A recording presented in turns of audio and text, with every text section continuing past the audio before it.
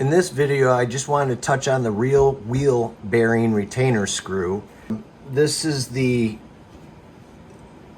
removal tool that I came up with that I've been selling, and I just wanted to give you a little insight about the tool and how it works, and probably the best way to go about using the tool.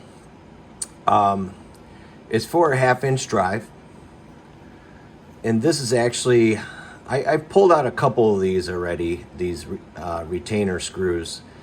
And if you look at the retainer screw, there's actually a little dimple here that you can see on this one right here. It's a little dimple. That is a set mark to kind of just help it from backing out from the factory. So what a lot of people do is they actually drill that out just a little bit, you know, drill it down maybe with an, I don't know what size, maybe an 1/8 inch or smaller drill bit, and just kind of drill down just deep enough to get past that one point, and that kind of relieves that tension that's going on there to remove this screw. For this particular screw, it only has one dimple, and I was able to remove it with just this ratchet. You have to put some downward pressure on it, and then it kind of turned out really easier than I expected. And it's probably just due to it's having just one dimple. Now there are other ones, like I removed this one. This one actually has two dimples on this side, and there's actually another one on this side. So there's two on this one. This was a little bit harder to get out, and I actually had a hard time trying to pull it out with the ratchet. So then I went to the impact, and this thing took it out like butter. You want an impact wrench, and I just put an adapter on. This is a 3/4. I think I dropped it down to a 1/2 inch on this one, and it really took it out like butter when you just start hammering on it.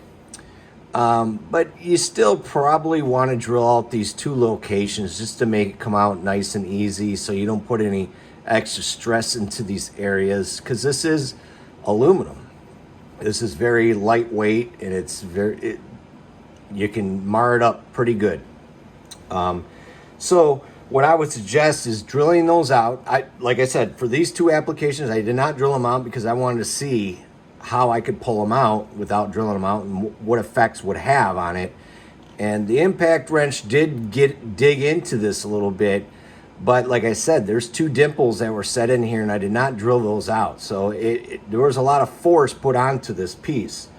Now this one, like I said, it just had one dimple. There's none on the other side. That's the only one. And it just came out with this ratchet with the tool. So you have to look at your wheel and see what you got going on. But I would drill those out so it comes out really easy. And I do deburr these when they come from the factory. There's some as you can see, I don't know if you can see it on this one here. You know, just from the laser cutting, there's some beading that goes on around the edges. And this is a AR400 steel. So this is meant for armor plating, sprockets, gears, wear plates, heavy equipment, kind of shooting targets. And this is actually 1/4 inch thick. So this is pretty thick. You can reverse it, turn it around. You know, you're probably not going to remove that part that much, but if you had to, you can flip it over and use the other side. But that's just to give you a little insight, and just the fitment of the tool. I mean, it drops right in there. It's a perfect fit. So it's a perfect fit, not only on this piece here, but actually on the end of the tool. You pull it off, you can see the indent holds it in there really, really tight. So it actually is a really good snug fit on both these tools here, so they won't fall off.